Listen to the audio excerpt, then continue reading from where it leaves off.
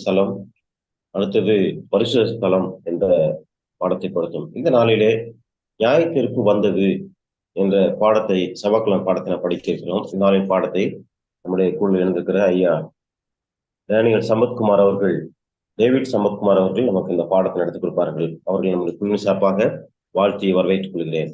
நாம் யாவரும் சிவத்தோடு கூட காத்திருப்போம்.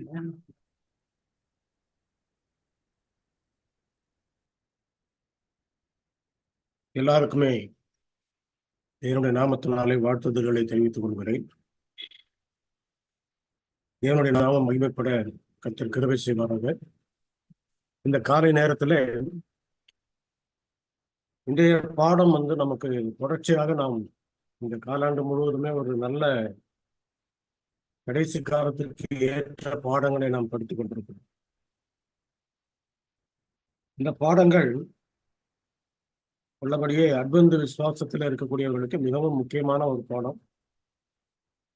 இந்த பாடங்களை படிப்பது மட்டுமல்ல, இந்த பாடங்களை விசுவாசிப்பது தான் மிக முக்கியமான ஒரு காரியம். ஆகவே இந்த நேரத்தில் இந்த தினத்தினுடைய தலைப்பிலே நாம் நியாய தீர்ப்பு வந்தது என்ற தலைப்பிலே நாம் படிக்கிறோம். நேற்றைய தினத்திலே நாம் பரிசுத்த ஸ்தலம், மகா பரிசுத்தத்தை பற்றி படிச்சிருப்போம். அந்த மகா பரிசுத்தத்தை பற்றி படிக்கும் பொழுது நம்முடைய பாவ நிவாரண நாள் அந்த நாளிலே எப்படி நடந்தது என்பதை பற்றி நாம் படிச்சிருக்கிறோம். அந்த பாவ நிவாரண நாள் பரலோகத்திலே ஏற்பட்டதுனாலே நடக்கிறதுனாலே அந்த பரலோகத்தில் நடக்கக்கூடிய அந்த பாவ நிவாரண நாளில் 1844 முதல் அந்த வேலை நடந்து கொண்டிருக்கிறது என்பதை நாம் படித்திருக்கிறோம். இந்த வேலை நடக்க ஆரம்பித்ததனாலே இந்த சமயத்திலே என்ன நடக்கிறது, மிக முக்கியமாக அந்த பாவ நிவாரண நாளில் என்ன நடக்கிறது என்பதுதான் மிக முக்கியமான ஒரு பாடம் நம்ம இன்றைக்கு படிக்க போறோம். அந்த நாளிலே இஸ்ரவேல் மக்கள் அந்த பாவ நிவாரண நாள் அன்றைக்கு அதுவரையிலும் அன்றாட பலி செலுத்தி அவர்கள் பாவங்களை அறிக்கையிட்டு ஒவ்வொரு நாளும் செய்த விண்ணப்பங்களுக்கும் பாவ அறிக்கைக்கும் இப்பொழுது அவர்கள் முற்றிலுமாக அந்த பாவங்களை சுத்திகரிப்பதற்காக வேண்டி அவர்கள் அந்த பாவ நிவாரண நாளை வைத்திருக்கிறார்கள். ஒவ்வொரு நாளும் அவர்கள் ஜெபிக்க, அவர்கள் விண்ணப்பிக்கக்கூடிய விண்ணப்பம், செலுத்தக்கூடிய பலி, அந்த அன்றாட பலியினாலே அந்த பலியின் ரத்தங்கள் திரைச்சீலையிலே தெளிக்கப்பட்டு அது அங்க அப்படியே இருக்கும். அந்த பாவ நிவாரண நாள் வர்ற அன்றைக்கு பிரதான ஆசாரியன் அந்த ஆசரிப்பு கூடாரத்துடைய மகா பரிசுத்தத்துக்குள்ளே அவன் பிரவேசித்து அங்கே அந்த கிருபாசனத்தின் மீது தேவனுடைய பிரசன்னம் தங்கி இருக்கும்போது அதற்கு ஷெக்கேனா என்ற பெயர் இருக்கிறது என்று நமக்கு தெரியும். அந்த ஷெக்கேனா என்ற பெயர் அந்த தேவனுடைய பிரசன்னம் அங்கே இறங்கி இருக்கும் பொழுது அவரிடத்திலே இந்த பாவங்களை எல்லாம், ஜனங்களுடைய ஒவ்வொருத்தருடைய பாவங்களையும் அறிக்கையிட்டு எல்லாருடைய பலியும், பாவ நிவாரண பலியின் ரத்தத்தையும் அங்கே சாமித்து அங்கே அவர் தன்னுடைய பாவ நிவாரண வேலையை அவர் செய்கிறார். இதுதான் ஆசரிப்பு கூடாரத்துல நமக்கு இருந்தது. இந்த ஆசரிப்பு கூடாரத்தினுடைய காரியங்கள் மோசைக்கு ஆண்டவர் சொல்லும் பொழுது, பரலோகத்திலே உனக்கு காண்பிக்கப்பட்ட மாதிரியின்படியே நீ செய்வதற்கு கவனமாய் ஜாக்கிரதையா இருந்து. அப்ப பரலோகத்தில் இருக்கக்கூடிய ஆசரிப்பு கூடாரத்தை பற்றி தான் இப்ப நம்ம படிச்சுக்கிட்டு இருக்கோம். பரலோகத்திற்கு ஒரு ஆசரிப்பு கூடாரத்துல பிரதான ஆசாரியராக கிறிஸ்து, ஆண்டவராய் இயேசு கிறிஸ்துவுக்கு பல ரூல்ஸ் இருக்குது. அவரே பலியாக மாண்டார். அன்றாட பலிக்கும் அவர்தான், பாவ நிவாரண பலிக்கும் அவர்தான். அவரே ரட்சகராக இருந்தார், அவரே நீதியாக இருந்தார், அவரே சத்தியமாக இருந்தார். இப்பொழுது அவரே பிரதான ஆசாரியராகவும் இருக்கிறார். ஆக இத்தனை வேலைகளையும் அவர் செய்யும் பொழுது இந்த பிரதான ஆசாரியராக இருக்கக்கூடிய வேலையிலே அவர் மகா பரிசுத்தத்துக்குள்ளே சென்று பாவ நிவாரண நாளிலே கூடி வந்த பிள்ளைகள், அந்த கூடி வந்த பிள்ளைகள் யார் என்றால் 1844 மகாபரிசுத்தலுக்குள்ளே கிறிஸ்து போயிருக்கிறார் என்ற சத்தியத்தை விசுவாசிக்காதபடிக்கு இருந்த மக்களை எல்லாம் தவிர்த்து அந்த நேரத்திலே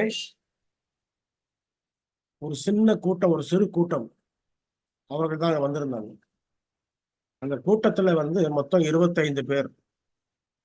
அந்த 25 பேர்களும் அந்த சிறு கூட்டத்துல இருந்து தேவனிடத்துல துதிக்கவும் அவரை மன்றாடி அவரிடத்துல கேட்கவும் ஆரம்பித்த போது அவர்களுக்கு வெளிப்படுத்தப்பட்ட சத்தியம் எபிரேயர் 9ஆம் அதிகாரத்தினுடைய சத்தியம். அப்போ கிறிஸ்துவானவர் இப்பொழுது பரிசுத்த ஸ்தலத்திலிருந்து மகா பரிசுத்தத்துக்குள்ள போயிருக்கிறார். அவர் இப்பொழுது பூமிக்கு வரவில்லை என்ற ஒரு காரியத்தை அவர்கள் எடுத்து சொன்னதுனாலே அந்த சத்தியத்தை மகா பரிசுக்குள்ள போனார் என்ற சத்தியத்தை விசுவாசித்தவர்களுக்கு மட்டும்தான் அந்த நேரத்தில் அவருடைய கண்களிலே கிருபை கிடைத்தது. அந்த கிருபையினாலே அந்த 25 பேர்கள் கூடி மேற்கொண்டு இன்னும் அதிகமாக சிந்திக்கவும் விண்ணப்பங்களை விண்ணப்பித்து தீர்க்க தரிசனங்களை விளங்கிக் கொள்ளவும் அவர்கள் அதிகமாக ஊக்கமாக ஜெபித்தார்.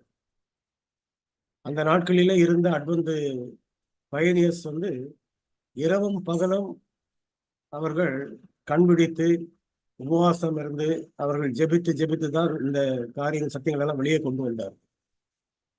தேவன் அவர்களுக்கு வெளிப்படுத்தினார். பொதுவாக தீர்க்க தரிசனத்தினுடைய இந்த ரகசியமான சங்கேத மொழி அப்படின்னு சொன்னா அந்த சிம்பாலிக் வேர்ட்ஸ் அதை புரிந்து கொள்றது மிகவும் சிரமமான ஒரு காரியம். ஆனால் அந்த சிரமமான ஒரு காரியத்தை தேவனுடைய பிள்ளைகளுக்கு மிகவும் இலகுவாக அவர் விளக்கி கொடுத்தார். அவருடைய கிருபையினாலே அது விளக்கப்பட்டதுனாலே அவர்கள் என்ன செய்தார்கள்? திரும்பவும் மேற்கொண்டு அதிகமாக அடுத்தது நாம செய்ய வேண்டிய வேலை என்ன என்பதை குறித்து ஆராய்ந்தார்கள். அந்த விண்ணப்பத்தை அவர்கள் ஏறெடுத்த போது தேவன் அவர்களுக்கு இன்னொரு காரியத்தை, இன்னொரு சத்தியத்தை அவர்களுக்கு வெளிப்படுத்தினார். தானியேல் 8ஆம் அதிகாரம் 14ஆம் வசனத்தில் இருக்கக்கூடிய 2300 ராப்பகல் செல்லும் வரைக்கும் இருக்கும், பின்பு பரிசுத்த ஸ்தலம் சுத்திகரிக்கப்படும் அப்படின்ற அந்த வார்த்தை, அந்த வசனம்,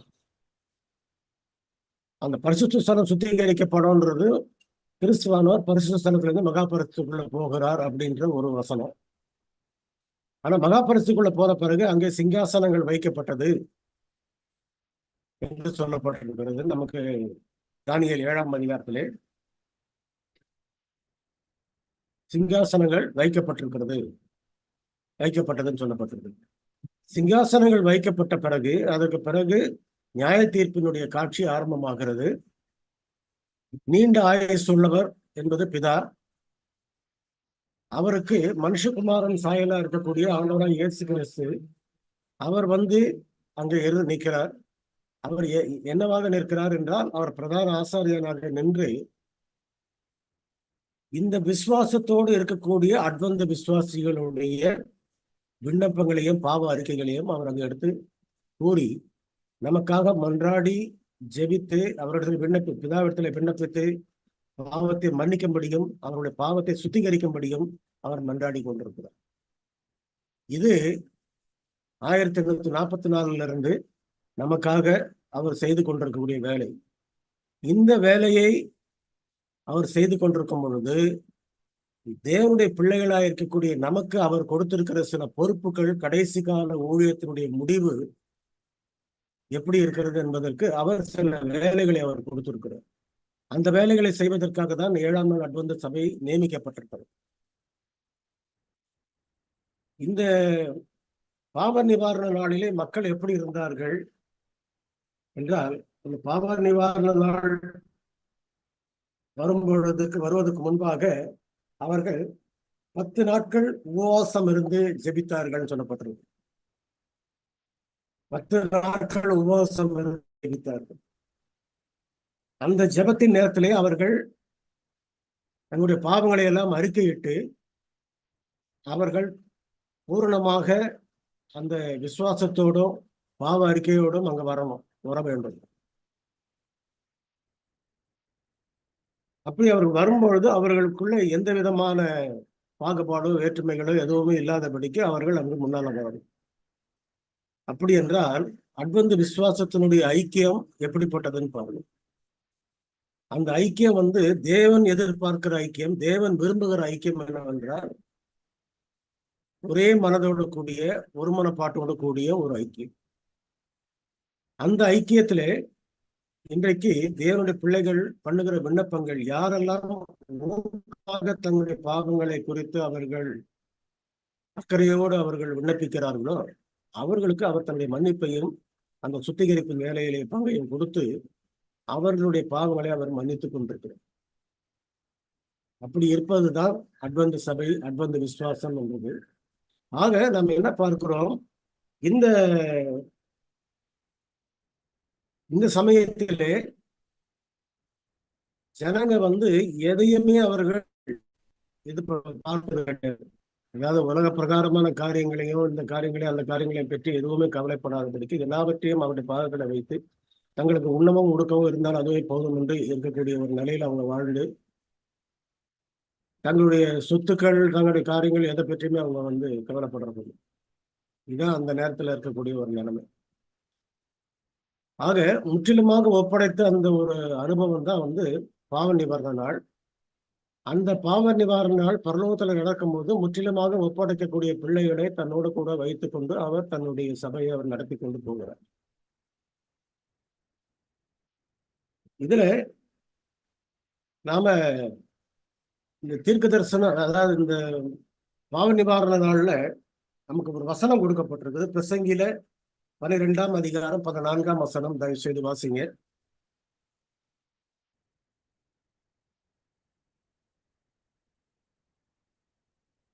ஒவ்வொரு கேளும் அந்தகமான ஒவ்வொரு காலம் நன்மையாலும் தீமையாலும் தேவன் ஆட்சிப்படி கொண்டு வருவார்.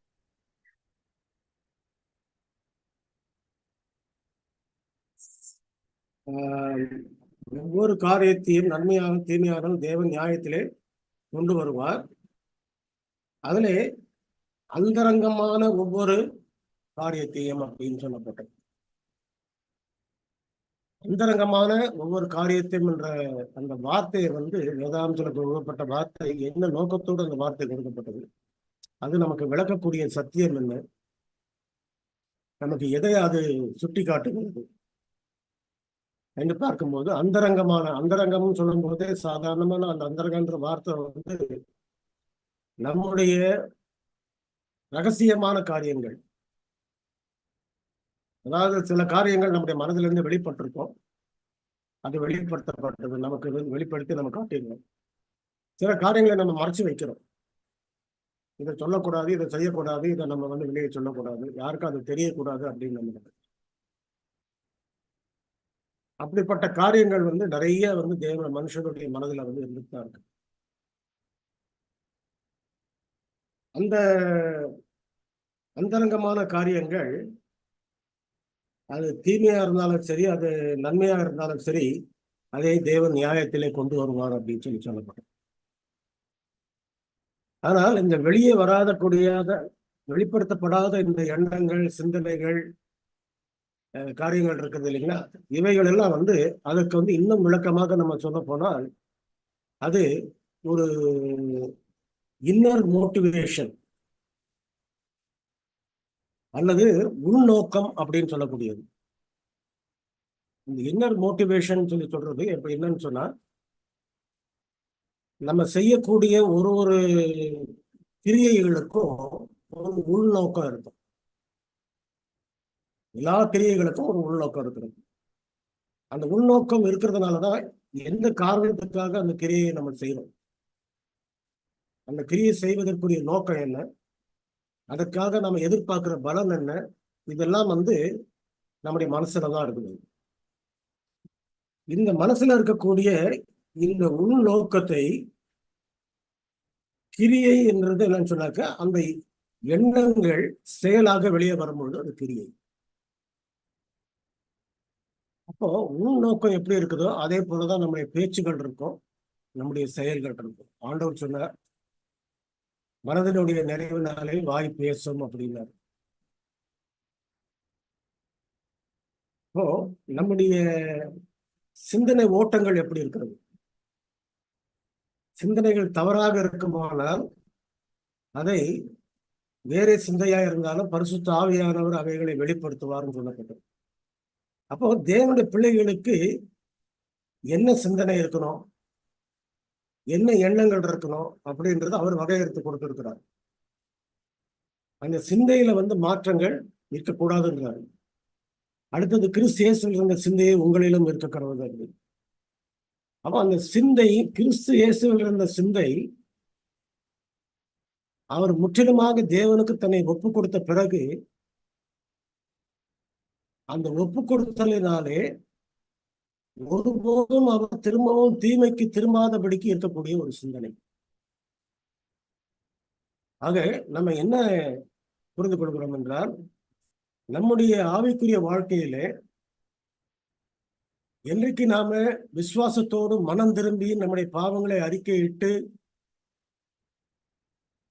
ஜலத்தினாலும் ஆவியினாலும் ஞானஸ்நானம் பெற்று அவருக்குள் கிறிஸ்துவுக்குள் வந்திருக்கிறோமோ, அதற்கு பிறகு நம்முடைய சிந்தனைகள் வேற ஒரு திசையை நோக்கி போக ஆரம்பிக்குது. அதுக்கு தமிழ்ல நமக்கு நல்ல அருமையான வார்த்தை மனம் திரும்புதல் அப்படின்னு சொல்லப்பட்டிருக்கு. மனம் திரும்புதல் சொன்னாக்க, மனம் ஏற்கனவே இன்னொரு பக்கம் போயிட்டு இருந்துச்சு, தீமையை நோக்கி போயிட்டு இருந்தது. அப்படி போய்கொண்டிருந்த மனதை அவர் இப்பொழுது திரும்ப வைத்து, அதை திரும்ப வைக்கிறது கிறிஸ்துடைய ரத்தமும் கிறிஸ்துடைய அவருடைய கிருபையும் திரும்ப வைக்கிறது. அது திருமண பிறகு திரும்பவும் என்ன செய்ய போறது இல்லைன்னு சொன்னாக்க, பழைய இடத்துக்கு நம்ம திரும்பி போக போறது, பின்னோக்கி போக போறது. இஸ்ரவேல் ஜனங்க எகிப்துக்கு கானானுக்கு வரும்பொழுது அவர்கள் எகிப்துக்கு போகணும்னு ஆசைப்பட்டாங்க இல்லையா? அந்த மாதிரி ஒரு எண்ணம் வரக்கூடாதுன்னு அவர் மனம் திரும்புதல் அப்படின்னு வச்சிருக்கிறார். அப்ப நம்முடைய நோக்கங்கள், சிந்தனைகள் எல்லாமே பவுல் சொல்லுகிற போல கீழானவைகளே அல்ல மேலானவைகளையே நாடுங்கள் அப்படிங்கிறார். அப்ப நோக்கங்கள் எல்லாமே என்ன செய்யணும், மேலானவைகளையே சிந்திக்க ஆரம்பிச்ச பிறகு அந்த சிந்தனையினால நம்ம பாவம் செய்யறதுன்றது மிகவும் கடுமையான காரியம். ஏனென்றால் பாவம் செய்யாமல் இருப்பதற்கு தேவன் பெரிய ஒரு வல்லமையை அவர் நமக்கு கொடுத்திருக்கிறார். அந்த வல்லமை அது சுவிசேஷத்தினுடைய வல்லமை. ரோமர் 1ஆம் அதிகாரத்துல நம்ம பார்க்கிறோம் 20ஆம் வசனத்துல, சுவிசேஷம் என்பது என்ன?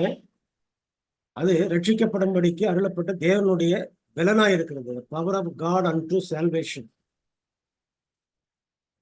ரட்சிக்கப்படுவதற்கென்று கொடுக்கப்பட்ட பலம். அந்த சுவிசேஷத்தின் பலம் நமக்குள்ள வந்திருக்குமானால் நாம் நம்முடைய நோக்கங்கள் ஒருபோதும் பின்னோக்கி போகாது. மனம் திரும்பின பிறகு அந்த நோக்கங்கள் மேல் நோக்கி தான் போய்கொண்டிருக்கும், மேலானவைகளை தான் நாடுகின்றது. சிந்தனைகள் கிறிஸ்துவுக்கு இருந்தது போல அந்த சிந்தனைகள் அப்போதான் வரும். ஆக இப்படிப்பட்ட சிந்தனைகளை நாம் பெற்றிருக்கும் பொழுது நம்முடைய உள் மனதிலே சில பாவங்கள், சில தீமைகள், அது அம்மையார் சொல்லுகிறாங்க, நாம் நேசிக்கின்ற பாவங்கள். ஒரு சில விஷயங்களை நம்ம நேசிக்கிறோம், ஒரு சில பாவங்களை நம்ம நேசிக்கிறோம். அந்த பாவங்களை நாம் நேசிக்கும் பொழுது அது என்ன செய்யுதுன்னா உள்ள தங்கிக்கிட்டே இருக்குது. அந்த பாவத்தை அறிக்கையிடாதபடிக்கு, அதை விட்டு விடாதபடிக்கு நம்ம தொடர்ந்து இருப்போமானால், ஆனால் வெளியில தெரியாது, சபைக்கும் தெரியாது, மக்களுக்கும் தெரியாது, வேற யாருக்கும் தெரியாது. நம்முடைய கிரியைகள், செயல்கள் வெளிப்பார்வைக்கு எல்லாமே சரியா இருக்கும். ஆனா உள்ளுக்குள்ள இருக்கக்கூடிய அந்த ஒரு சிறு பாவம் அந்தரங்க பாவமாக, அந்தரங்க சிந்தனையாக இருந்துகிட்டு இருக்கு. இந்த மாதிரி அந்தரங்கமான காரியங்களை தான் அவர் வெளியே கொண்டு நிறுத்துவார் அப்படின்றது. அதுதான் பாவ நிவாரண நாளுடைய வேலை. பாவ நிவாரண நாள்ன்றது அந்த நாட்களிலே அந்த பாவ நிவாரண நாளை ஆண்டவர் காண்பித்தார் என்றால், அன்றைக்கும் பாவ நிவாரண நாளுடைய ஆசீர்வாதமும் நன்மைகளும் அங்கு கிடைச்சது. அந்த பாவ நிவாரண நாளிலே அவர்களும் என்ன செய்தார்கள், தன்னுடைய பாவங்களை ஊடுருவ பார்த்து அறிக்கையிட்டார்கள். அந்த நேரத்தில் அதே பரிசுத்த ஆவியானவர் அவர்களுக்கும் உதவி செய்தார். ஆக அந்த இஸ்ரவேல் மக்களுக்கு அந்த நேரத்திலே அவர்கள் உதவி செய்தார். அதே போல ஆவிக்குரிய இஸ்ரவேலராக இருக்கக்கூடிய இந்த கடைசி கால அட்வென்ட் விசுவாசிகளுக்கும் அவர் உதவி செய்தார். நம்முடைய பாவங்களை அறிக்கையிடுவதற்கு மட்டுமல்ல, நம்முடைய அந்தரங்க பாவங்களை நாமே வெளியே கொண்டு அறிக்கையிடுவதற்கு. இதுவை அம்மையார் என்ன எழுதுகிறார் என்றால், தீர்க்க தரிசன புத்தகத்திலே அவர்கள் சொல்லக்கூடிய காரியம், எந்த ஒரு பாவத்தையும் அவர் வெளிப்படுத்தாமல், நமக்கு வெளிப்படுத்தாமல் அதை அவர் மன்னிக்கிறதில்லை. அப்படி என்றால் நம்முடைய இருதய, அதாவது உலகத்துல இருக்கக்கூடிய எல்லா மக்களை விட பெரிய ஆசீர்வாதமான ஒரு சத்தியத்தை தேவன் நமக்கு கொடுத்திருக்கிறார் என்றால், அந்த சத்தியத்தினுடைய வல்லமை என்ன, அந்த சத்தியத்தினுடைய மகத்துவம் என்னன்றது நமக்கு தெரியும்.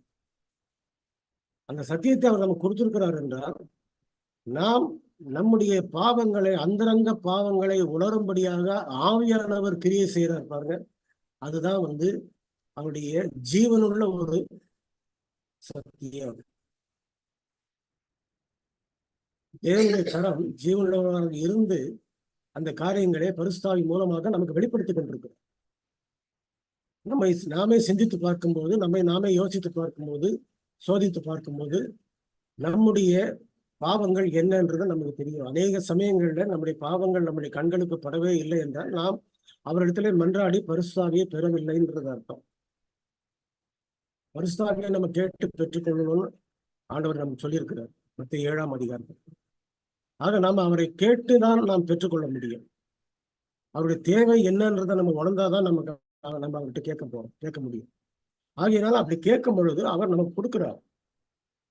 பரிசுத்தாவின் பலத்தை கொடுத்து நம்முடைய அந்தரங்க பாவங்களை அவர் சுட்டி காட்டுகிறார். ஒரு வேலையை நம்ம செய்தோம்னு சொன்னா எந்த நோக்கத்திற்காக அந்த வேலையை நம்ம செய்தோம், அப்போ அந்த நோக்கம் உள்ள இருக்கக்கூடிய அந்த அந்தரங்க பாவங்கள் தூண்டுதலாலே நம்ம செய்திருப்போமானால் அதே பரிசுத்த ஆவியானவர் சுட்டி காட்டுகிறார். நீங்கள் வேறே சிந்தையா இருந்தாலும் பரிசுத்த ஆவியானவர் அவைகளை உங்களுக்கு உணர்த்துவார். அதுதான் பரிசுத்த ஆவியுடைய வேலை. ஆக தேவனுடைய பிள்ளைகள் எப்படிப்பட்டவர்கள் என்றால், இன்னைக்கு அட்வந்த மக்கள் எப்படிப்பட்டவர்கள், ஏற்கனவே இருந்த, நம்ம வேதாந்தத்திலே ஆண்டவர் ஒரு ஓமையை சொன்னார். 5 தாலந்து வாங்கினவன், 2 தாலந்து வாங்கினவன், 1 தாலந்து வாங்கினவன் என்று. 1 தாலந்து வாங்கினவன் அதை கொண்டு புதைச்சு வச்சுட்டான். 2 தாலந்து வாங்கினவன் அதை 2 தனியா ஆக்கி அதை 4 கொண்டு போய் கொடுத்து காமிச்சான். 5 தாலந்து வாங்கினவன் அது 5ஐயும் அதை 2 தனியா ஆக்கி கொண்டு போய் அவரிடத்துல ஒப்படைச்சான். 5 தாலந்து என்பது முழுமையான சத்தியத்தை பெற்ற தேவனுடைய பிள்ளைகள் நாம. அதாவது 1844க்கு பிறகு நமக்கு கொடுக்கப்பட்ட சத்தியம் அந்த 1844 தீர்க்க தரிசனத்தோட, தானியேல் தீர்க்க தரிசனத்தோட மிகவும் நெருங்கிய தொடர்புள்ள தீர்க்க தரிசனம் வெளிப்படுத்தல இருக்கக்கூடிய முத்தூதின் தீர்க்க தரிசனம். அந்த முத்தூதின் தீர்க்க தரிசனத்துல நம்ம என்ன படிக்கிறோம்? அந்த 1ஆம் தூதனுடைய தூதுல நியாய தீர்ப்பின் வேலை வந்தது என்ற வசனத்தை நம்ம படிக்கிறோம். அந்த நியாய தீர்ப்பின் வேலை வந்ததுன்னு சொல்லக்கூடிய காரியத்தை அந்த ஒரு தூதை அவர் அங்க கொடுக்கிறார் என்றால்,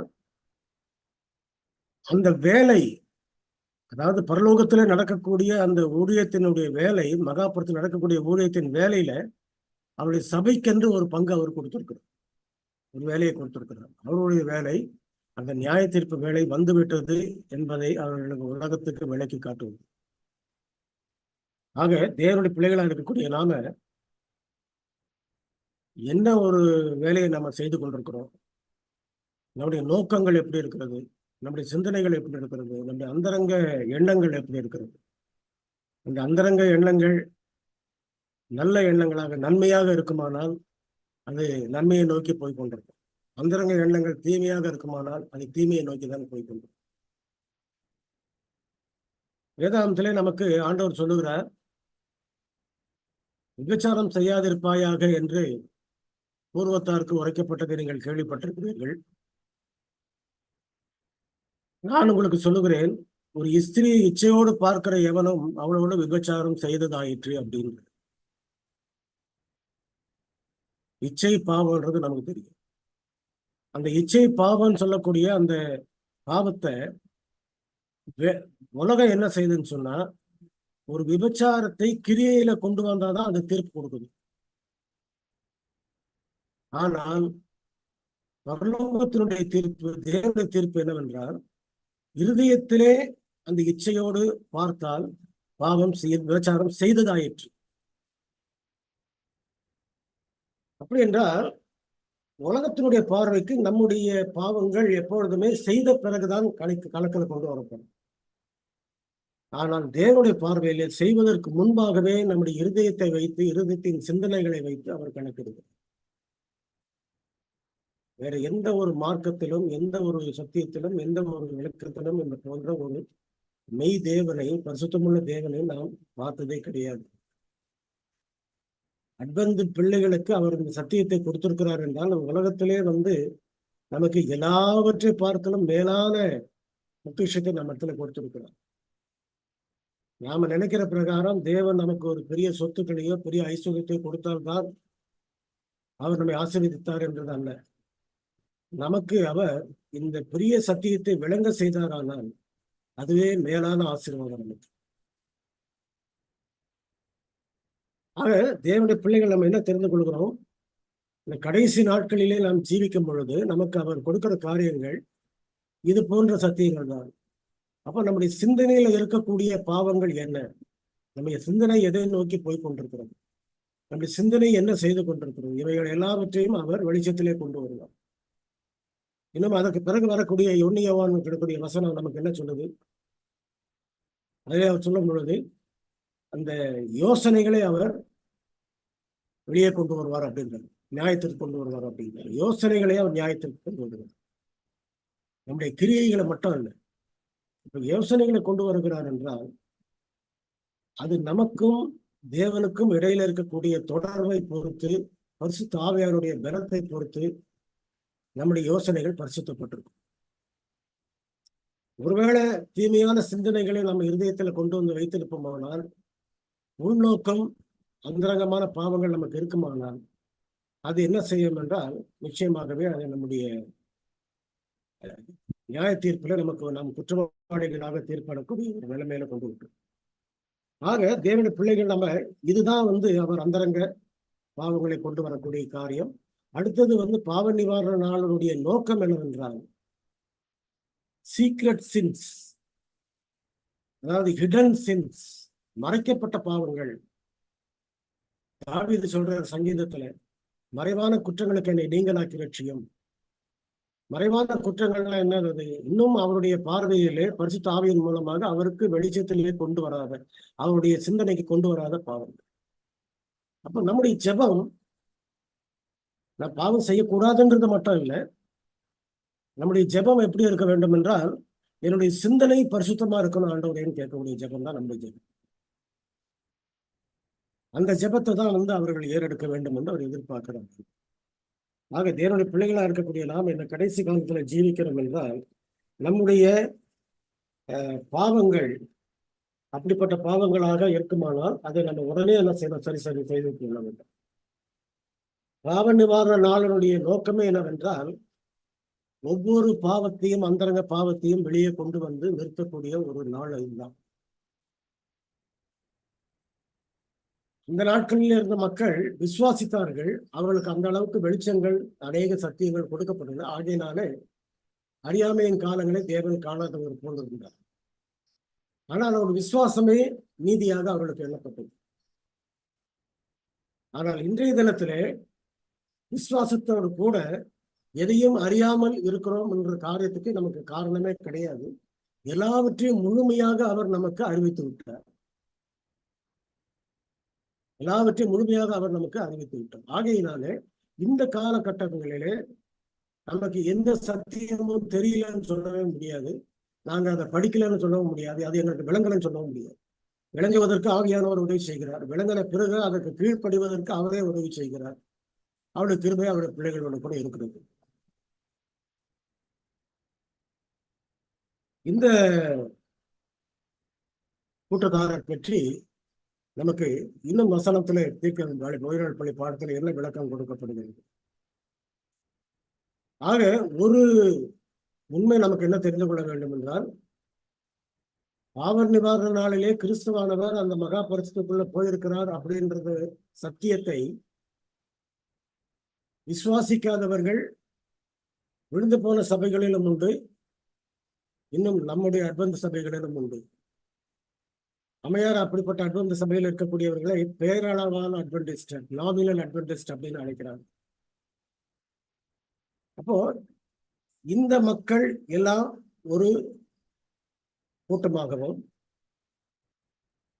இந்த சத்தியத்தை ஏற்றுக்கொண்டு ஊக்கத்தோடு ஜெபித்து தங்களுடைய பாவங்களை அறிக்கையிடக்கூடிய அந்த பாவ நிவாரண நாளினுடைய அந்த வேலையிலே பங்கு பெற்றுக்கொண்ட ஒரு சில கூட்டம், அந்த சிறு கூட்டம் என்ன செய்கிறது, அதை பற்றி கேட்டால் அது ஒரு தனி கூட்டம். ரெண்டு பிரிவாக இங்கே நமக்கு வேறுபடுத்தி காட்டுகிறார். அந்த ரெண்டு பிரிவு தான் மத்திய 25ஆம் அதிகாரத்திலே புத்தி உள்ள கன்னிகைகள், புத்தி இல்லாத கன்னிகைகள் பிரிக்கிறார். திரும்ப சொல்றேன், அம்மையார் இந்த ஏர்லி ரைட்டிங்ஸ் என்ற புத்தகத்திலே 55வது பக்கம் 56வது பக்கம் 2 பக்கங்களையும் நீங்கள் வீட்டுக்கு சென்ற பிறகு எடுத்து படித்து பாருங்கள். அதிலே அவர்கள் என்ன எழுதுகிறார்கள் என்றால், கிறிஸ்துவானவர் மகா பரிசுத்தத்துக்குள்ளே சென்ற பின்பு அந்த பரிசுத்த ஸ்தலம் வெறுமையாயிடுச்சு. அவர் உட்கார்ந்திருந்த சிங்காசனம் வெறுமையாயிடுச்சு. ஆனால் அவர் அங்க போனார் என்ற சத்தியத்தை அவர்கள் ஏற்றுக்கொள்ளாமல் இருந்ததுனாலே, விசுவாசிக்காதனாலே, அவரோட கூட அவர்களும் என்ன செய்யவில்லை என்றால் மகா பரிசுத்தத்துக்குள்ளே போகல. இதுதான் வெளிப்படுத்தல் 14ஆம் அதிகாரத்துல நம்ம என்ன பார்க்கிறோம், அந்த 1,46,000 பேர் ஆட்டுக்குட்டியானவர் எங்கே போனாலும் அவரை பின்பற்றுகிறவர்கள் அவர்களே. ஆட்டுக்குட்டியானவர் எங்கே போனாலும் சொன்னாக்க அவர் மகா பரிசுத்தத்துக்குள்ள போன பிறகு அவர் பின்னால போயிருக்கணும். போகாதபடிக்கு பரிசுத்த ஸ்தலத்திலே தங்கி இருந்தாங்க பாருங்க. அந்த பரிசுத்த ஸ்தலத்திலே தங்கி இருந்தவர்கள் அவர்களை சாத்தான் வஞ்சிக்க ஆரம்பிக்கிறான். சாத்தான் எப்படி வஞ்சிக்க ஆரம்பிக்கிறான் என்றால், அவன் அந்த கிறிஸ்து வெறுமையாக விட்டுட்டு போன அந்த பரிசுத்த ஸ்தலத்தில் இருக்கக்கூடிய சிங்காசனத்தில் அவன் உட்கார்ந்து இயேசு கிறிஸ்துவை போலவே காட்சியை கொடுத்து அந்த ஜனங்களை, பரிசுத்த ஸ்தலத்தில் இருக்கக்கூடிய ஜனங்களை ஆசீர்வதிக்கிறேன் என்று ஆசீர்வதிக்கிறேன். அப்ப அந்த மக்கள் என்ன சொல்கிறாங்கன்னா, எங்களுக்கு நீ பரிசுத்தாவியை தாரோன்னு சொல்லி கேட்கிறாங்க. அவனும் ஒரு அசுத்தாவியை அவர்கள் மீது ஊதுகிறான். அந்த அசுத்தாவியை பெற்றுக்கொண்டுதான் அவர்கள் மத்திய 24ஆம் அதிகாரத்தில் சொல்லக்கூடிய அடையாளங்களை அற்புதங்களையும் அவர்கள் செய்கிறார்கள். கூடுமானால் தெரிந்து கொள்ளப்பட்டவர்களே வஞ்சிக்கத்தக்கதாக அடையாளங்கள் அற்புதங்கள் சாத்தான் செய்வான் சொல்லப்பட்டது இல்லையா, அந்த வல்லமையை வைத்து அவர்கள் செய்கிறார். மகா பரிசுத்துக்குள் சென்ற தேவனுடைய பிள்ளைகள் மன்றாடி அவர்களிடத்திலே பரிசுத்தாவியை கேட்கும் போது அவர்களுக்கு அவர் பரிசுத்தாவியை கொடுக்கிறார், பின்மாரியை கொடுக்கிறார்.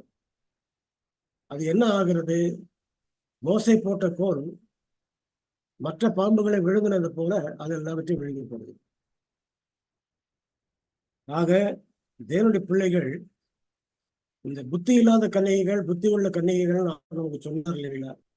அது ஒரு பெரிய ரகசியம் என்னவென்றால், மகா பரிசுத்துக்குள் பிரவேசிக்காதவர்கள் எல்லாருமே, கிறிஸ்துவுக்கு பின்னால போகாதவர்கள் எல்லாருமே அவர் பரிசுத்தத்தில் தான் இருக்கிறாருன்னு நம்பிக்கொண்டு இன்னும் இங்கேயே ஒரு கிறிஸ்தவ வாழ்க்கை வாழ்ந்துட்டு இருக்கிறாங்க இல்லையா, அவங்க எல்லாருமே வஞ்சிக்கப்பட்டவர்களாக போகிறார். ஆக பாவ நிவாரண நாள் முடிவதற்குள்ளாக நாம் கிறிஸ்துவுக்கு பின்னாலே சென்று மகா பரிசுத்தத்தில் போய் நிற்கணும். நம்முடைய பாவங்கள் கூர்மையாக கவனித்து அறிக்கையிடப்பட்டு விட்டுவிட வேண்டும். மற்றவர்களுடைய பாவங்களை பார்ப்பதற்கு நமக்கு நேர்மை கிடையாது. அம்மையார் என்ன சொல்லுகிறாங்கன்னா, வேதாகமத்தை நீங்கள் வாசிக்கும் பொழுது நம்முடைய பாவங்கள் சுட்டி காட்டும்படி நீங்க வாசிங்க அப்படின்றார். வேதாகமத்தை கையில் எடுத்தாக்க இந்த வசனத்தின்படி அவர் செய்யல, இவர் செய்யல, அவர் செய்யல, அதெல்லாம் விஷயம் இல்லை. நம்முடைய அந்த அதே வசனத்தை நமக்கு அப்ளை பண்ணி பார்த்தோம்னு சொன்னாக்க எவ்வளவு குற்றங்கள் எவ்வளவு பாவங்கள் நமக்குள்ள இருக்குதுன்னு தெரியும். ஆகையினால தேவனுடைய பிள்ளைகள் இந்த கடைசி நாட்களிலே அவர்கள் செய்ய வேண்டிய மிக முக்கியமான ஒரு வேலை, இந்த பாவ நிவாரண நாளிலே அவரோட கூட பங்கு பெறுது. ஆக இவைகளெல்லாம் நம்ம படிக்கும் பொழுது நம்ம என்ன நினைக்கலாம்னு சொன்னா, இதெல்லாம் நடக்கிற காரியமா இருக்குமா, முடியுமா, முடியாதா, அதையும் தாண்டின ஒரு மேலான விசுவாசத்தை உடையவர்களாக தான் தேவன் தம்முடைய பிள்ளைகளை அட்வென்ட் விசுவாசிகளாக அவர் வைத்திருக்கிறார். அப்படிப்பட்ட ஒரு விசுவாசம் இருக்கக்கூடிய நாம ஒரு காரியம் நம்ம என்ன தெரிந்து கொள்ள வேண்டும் என்றால், நம்முடைய பாவங்களை உணர்த்தி காட்டுவதற்கு அவர் இருக்கிறார், அறிக்கையிடுவதற்கு பலம் தருகிறார், அதை பரிசுத்தப்படுத்துவதற்கு பலம் தருகிறார், சுத்திகரிப்பதற்கு அவர் பலம் தருகிறார், நம்மை மாற்றுவது அவர்தான். நாம மாற்ற போறோமா? நம்மள நாம மாற்ற முடியாது. ஆகையால எந்த அளவுக்கு நம்ம அவரை சார்ந்து, எந்த அளவுக்கு அவர்கிட்ட கொண்டாடிட்டு இருக்கிறோமோ, எந்த அளவுக்கு நம்ம அவர்கிட்ட பாவத்தை விட்டு கேட்கிறோமோ, எந்த இடத்துக்கு நம்ம பாவத்தை நேசிக்காதபடி அவர்கிட்ட கேட்டுக்கிட்டு இருக்கிறோமோ, அந்த அளவுக்கு அவர் நமக்கு உதவி செய்யத்தான் இருக்கிறோம். அப்படிப்பட்டவர்களை ஒருபோதும் எந்த விதமான கட்டுமானமோ, எந்த விதமான சட்டமோ, திட்டங்களோ அவர்களை கட்டுப்படுத்தாது. தேவனுடைய கிருபை அவர்களை கடைசி வரைக்கும் அவர்களை காப்பாற்றும். அவருடைய கிருபை கடைசி வரைக்கும் அவர்களை வழி நடத்தும். ஆகிய தேவனுடைய பிள்ளைகளா இருக்கக்கூடியவர்கள் இப்படிப்பட்ட பாவ நிவாரண நாள்ல பங்கு பெறுவதற்கு ஒரு பயமோ, ஒரு அச்சமோ நமக்கு தேவையே கிடையாது. அந்த அதை தான் நம்ம ஓய்வாள் பள்ளி பாடத்துல கடைசியில படிக்கிறோம். அவர் வல்லமையை கொடுத்திருக்கிறார், அந்த அச்சம் நமக்கு தேவையில்லை அப்படின்ற வாக்கியத்தை நம்ம படிக்கிறோம். அம்மையார் சொன்ன கிரேட் கான்ஃபரன்ஸ் சொன்ன 428வது பக்கத்துல சொன்ன அந்த குறிப்பை அவங்க சொல்றாங்க. ஆக கடைசி நாட்களில ஜீவிக்கிற நாம அந்த பயத்தோட வாழக்கூடாது. எப்படி நம்ம பாவ நிவாரண நாள்ல ஜெயிப்போம், எப்படி நம்ம வருவோம், முடியுமா முடியாதா அப்படின்ற ஒரு அதைரியமான ஒரு எண்ணங்கள் நமக்கு வர வேண்டாம். அப்படிப்பட்ட எதைரியமான எண்ணங்கள் இந்த நேரத்துல கூட சாத்தான் தான் நமக்கு கொடுக்குறாங்க, தவிர அவர் கொடுக்கல.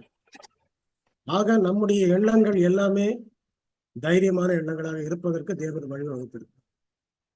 நம்முடைய ஆவியானவர் கூட இருப்பார், அவருடைய கிருபை நம்மளுக்கு கூட இருக்கும். தேவன் தாமே அவருடைய பிள்ளைகளை ஆசீர்வதிப்பாராங்க. ஆமென்.